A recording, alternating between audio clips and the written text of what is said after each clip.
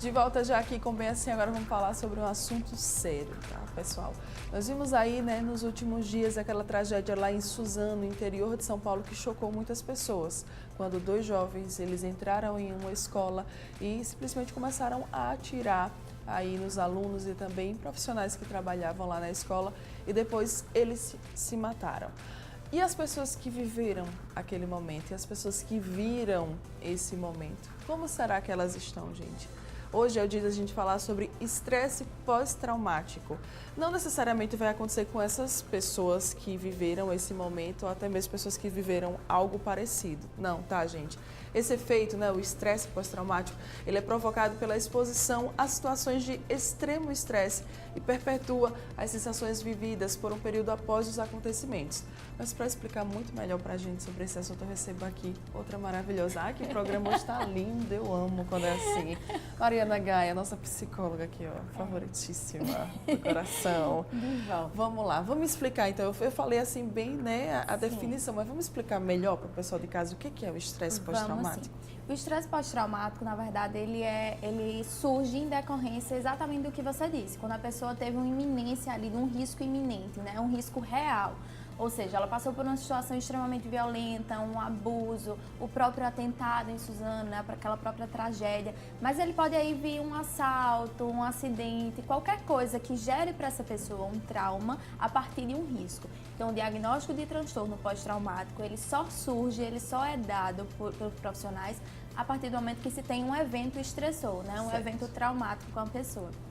Ele pode surgir, né, ou logo após o acontecimento, ou meses até anos depois. Ou seja, se uma criança foi violentada ainda na infância, ela pode ser um adulto que tem estresse pós-traumático, porque naquele momento, né, o organismo, a psique dela não conseguiu decifrar isso, não conseguiu decodificar e aí ele não conseguiu nem reagir de alguma forma, o corpo nem se manifestou e aí só deixou para se manifestar na vida adulta. Era mais ou menos isso que eu queria entender. Por que isso acontece, por exemplo, com algumas pessoas logo após, né, o fato e com outras pessoas não? Às vezes a pessoa, não, eu tô bem, tá tudo bem, tá tudo bem. E aí, tipo, anos depois, ela vai manifestar algo que tem a ver com aquele estresse que ela sofreu. É uma coisa interessante de dizer, Mara, que algumas pessoas não lembram do fato. Ou seja, quando ele deixa para se manifestar futuramente, as pessoas não necessariamente lembram o que foi. Elas sabem que aconteceu algo muito ruim, algo muito traumático, mas não lembram o quê. E aí passam a ter pesadelos, passam a ter crises de ansiedade, crises de pânico. Então, o estresse pós-traumático, ele faz parte dos distúrbios de ansiedade, é bom que se diga isso. E então, ele vai aí ter vários sintomas. Então, exatamente por isso, quando você disse, nem todo mundo vai ter, a gente estima que de 15 a 20% das pessoas que passaram por algum evento estressor, elas podem desenvolver, né? Não necessariamente todo mundo, mas entre 15 e 20%. E qualquer idade, criança, adulto, idoso, mulher, homem, enfim, não independe. Agora, o estresse pós-traumático, ele também pode ser favorecido por algumas questões, algumas características de personalidade, por exemplo, características genéticas. Então, há algumas pessoas que têm maior propensão, sim, de desenvolver esse distúrbio, né, esse transtorno. E outras nem tanto, mas que não quer dizer que estejam isentas. Certo. Quais são os sintomas? Você até chegou, não foi, a falar alguns? Vamos falar sobre eles? Vamos lá. Geralmente, né, o portador do estresse pós-traumático, ele tem aquela sensação de estar vivendo tudo de novo, né, a mesma dor, o mesmo perigo, dele passa a ver, assim, ele fica hipervigilante, ou seja, escutei um barulhinho que possa me remeter àquela situação, eu já acho que vai acontecer. Então, a reação é a mesma, o pânico é o mesmo, o pavor é o mesmo, né, isso se chama revivência. E também tem outro grupo de sintomas, que é o da evitação, ou seja, eu passo a evitar pessoas que estavam comigo lá naquele momento, eu passo a evitar rodas de conversas que possam falar sobre isso. Infelizmente aqui no Brasil, né, nós temos muitos episódios violentos, a gente falou do de Suzano, mas em menores proporções nós temos muitos e diários, né, vários. Então é muito comum que as pessoas acabem desenvolvendo estresse pós-traumático e isso acaba prejudicando, mas também é muito comum que esses assuntos repercutam. O que não falta na nossa TV são aí noticiários, né? De todas as formas, falando de violência, falando aí dos acontecimentos nossos de cada dia. Então, essas pessoas, elas passam a evitar até os comentários, até ouvir. O que é que isso vai acontecendo? ela vai parando de viver, ela vai deixando de viver, ela deixa de trabalhar, ela deixa de conviver com os seus amigos, ela deixa de conviver no ambiente familiar. E isso acaba tendo como comorbidade outros distúrbios, como a própria depressão, por exemplo. Certo. Eu percebi que o meu amigo, ou até mesmo que alguém da minha família, está com estresse pós-traumático. Como é que eu posso ajudar ele? Como é que, enfim, as pessoas ao redor dessa pessoa podem auxiliá-lo, podem conversar com ele? Eu imagino que talvez até tenha uma certa resistência da pessoa que está sofrendo estresse aceitar essa condição. Isso, sobretudo aquelas que não lembram o que aconteceu. Então, muitas vezes, elas mesmas não acreditam em si, elas não acreditam que de fato podem estar vivendo. Isso acontece e acaba prejudicando a busca por tratamento, porque uma vez que eu não reconheço o que eu tenho, o que eu estou passando e os meus sintomas, eu não busco tratamento, porque eu acredito que não está acontecendo nada, que é só uma fase, que é uma bobeira, Sim. que é todas aquelas questões que a gente já está acostumado, infelizmente, a escutar sobre doenças psíquicas, sobre transtornos e etc. Que é frescura, que é uma pessoa que não tem o que fazer, não tem problema, enfim. Então, é importantíssimo, é imprescindível, eu diria, ter uma rede de apoio atenta aos sintomas que essa pessoa está emitindo, né? Por mais que a pessoa ali, ela esqueça, a memória dela acabe se tornando seletiva e ela acabe jogando lá para o inconsciente isso tudo, quem está do lado de fora, né, e talvez não tenha sido vítima, talvez se recorde. Então, vai aí buscando nas memórias o que pode ter causado isso, o que pode estar fazendo com que essa pessoa se manifeste dessa forma, né? Caso se lembre, caso seja algo assim muito marcado, como a própria tragédia em Suzano, é imprescindível que essas crianças, esses adolescentes, eles sejam acompanhados como já estão sendo, né? Já estão sendo efetuados alguns trabalhos psicológicos da própria escola, porque alguns já disseram às mães que não querem voltar à escola, ou seja, evitação, sintoma de evitação. Isso deve ser completamente respeitado, mas não quer dizer que ele não tenha que voltar nunca.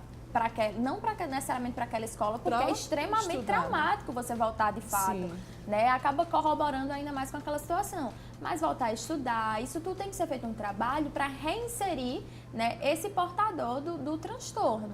Então, o tratamento ele é muito eficaz, mas quanto antes for buscado, quanto antes for iniciado, melhor. E para isso a gente precisa de uma rede de apoio atenta a esse paciente. Tem algum grupo que é mais propício a ter o estresse pós-traumático, Mari? Então, os grupos, as pessoas que estão mais propensas, digamos assim, são pessoas que já passaram por eventos estressores, como eu disse. O caso de uma criança, por exemplo, se um desses adolescentes, na infância, ele já foi vítima de negligência familiar, certamente ele é mais propenso a desenvolver o estresse pós-traumático após essa tragédia. Então, assim, a gente sempre lida com a maior propensão, com a maior probabilidade, aquela pessoa que já passou por algum evento traumático.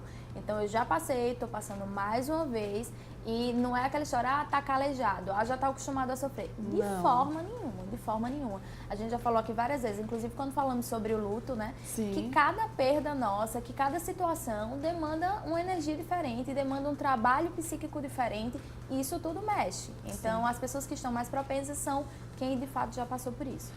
Pode se desenvolver também algum outro problema? Eu sei que você falou da ansiedade, né, do pânico também. Pode se desenvolver outros problemas a partir do estresse? Sim, são as chamadas comorbidades, né? Porque aí ele vem com uma série de sintomas que se confundem com outros transtornos, com outros distúrbios. Por isso que ele está no próprio transtorno de ansiedade. Porque a ansiedade, a depender de como seja, de como afeta o indivíduo, ela pode se tornar uma depressão, ela pode se tornar uma síndrome do pânico, né? Então, aí ela pode sim trazer outros problemas e por isso é tão importante estar em tratamento. Né? Porque você vai ali trabalhar aquela situação pontual para reinserir esse indivíduo numa vida dita normal. Você falou tratamento. Tratamento é a psicoterapia, Mari? Também, né? Mas é interessante que como é um quadro psiquiátrico, que essa pessoa também esteja sendo acompanhada por um psiquiatra, porque a terapia ela também pode ser medicamentosa, né? Geralmente são tratados com antidepressivos e às vezes com antiansiolíticos também. E a psicoterapia porque deve se tratar o trauma. O trauma ele não é tratado por medicamento, né? O medicamento ele acaba sendo, digamos que, um paliativo para aqueles sintomas, para que aquilo não acabe tomando uma proporção ainda maior na vida do indivíduo. Então, a psicoterapia aliada à terapia medicamentosa e as sessões de psiquiatria também são imprescindíveis. E quem está ao redor dessa pessoa que está sofrendo, é importante respeitar a vontade dela de não falar sobre esse assunto, de evitar mesmo, de tentar, enfim, colocar essa pessoa para pensar em outras coisas, falar sobre outros assuntos, se divertir, mudar o olhar. Isso, inicialmente sim, né? Ela vai poder falar sobre isso com os profissionais que vão acompanhar. Porque às vezes a gente acaba emitindo um juízo de valor, a gente acaba dando nossa opinião, a gente acaba tornando aquilo ali uma proporção muito maior do que ela já tem para a pessoa e acaba, ao invés de cuidar, a gente acaba maltratando ainda mais. Então, se eu não sei o que fazer diante de uma pessoa que está ali emitindo, que está ali me sinalizando que precisa de ajuda, que busque um profissional, né? Porque o profissional é a pessoa mais assertiva para conduzir, inclusive, os familiares a fazer. Exato. Porque o tratamento, ele não só é com a vítima, né? Ele é com todo mundo que está ali ao redor dele, que convive diretamente com ele, para que essas pessoas saibam lidar melhor com a situação, de maneira mais assertiva. E a gente, não que seja, enfim, né, um caso parecido, mas enfim, nós temos aqui também vivendo muitas pessoas que moram no bairro do Pinheiro. Exatamente. Com essa incerteza, com essa coisa. Isso aí também, né, Mari, pode virar um estresse pós-traumático. Sem dúvida nenhuma, sem dúvida nenhuma. Antes mesmo que aconteça o que se está esperando Exato. que aconteça, né? Porque está esperando infelizmente, uma tragédia, né, assim, bem brusca, de uma proporção muito grande, mas hoje essas pessoas já vivem um pesadelo, né? São muitos relatos de pessoas Desde que não que conseguem... começou, né, a Isso. falar sobre tudo isso e a falar realmente sobre os riscos que se pode ter, essas pessoas elas já vivem, talvez. Exatamente. Até, né? Infelizmente, até hoje, a gente não tem uma causa definida, a gente não tem, né, um norte aí, por onde essas pessoas olharem e disserem, não, é temporário, não é, não vai mudar, vai passar. Ou seja, é a vida delas que está ali em jogo e são vidas, estão décadas morando no mesmo bairro, são famílias que não têm para onde ir. Nada mais traumático do que isso, do que você se programar. Pessoas que trabalharam bastante, compraram a casa, quando conseguiu quitar, e aí? Né? Como é que a gente lida? A gente não consegue sequer mensurar, como é que está isso. Então, memórias afetivas, exatamente, né, também. Exatamente. Então, essas pessoas podem sim vir a desenvolver um estresse pós-traumático, mas antes disso, antes da tragédia anunciada acontecer, é imprescindível que elas estejam em tratamento, porque a gente já escuta relatos de depressão, já escuta relatos de pânico. Eu não sei se vocês acompanharam, mas até está se divulgando uma mensagem, porque existem pessoas que estão passando nas ruas dizendo saiam das suas casas, que vai cair, enfim, tornando a situação muito pior do que já é, né? É muita falta de empatia, então vamos ter mais empatia com essas pessoas e vamos buscar aí, não soluções, porque né, infelizmente não compete a nós, mas buscar vias de melhor lidar com essas pessoas, de ajudá-las de alguma forma. Exato, de ajudá-las. Você falou de empatia, gente, tá rolando um relato que tem pessoas passando pelas ruas do bairro 3 horas da manhã, buzinando, fazendo algazarra e gritando, mandando todo mundo descer e sair das suas casas porque o bairro está caindo. Eles já falam assim, está caindo, está tudo caindo.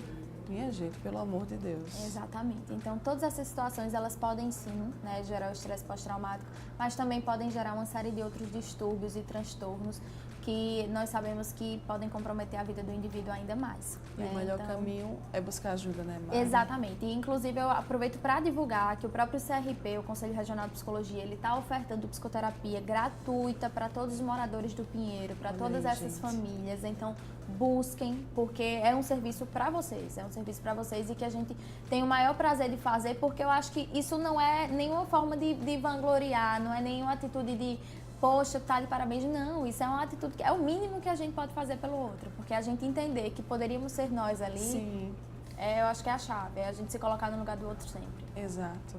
Muito obrigada. Nada. Meu Deus do céu, essa pessoa. Obrigada mesmo. Nada. Tá? Bom dia para você, até a próxima.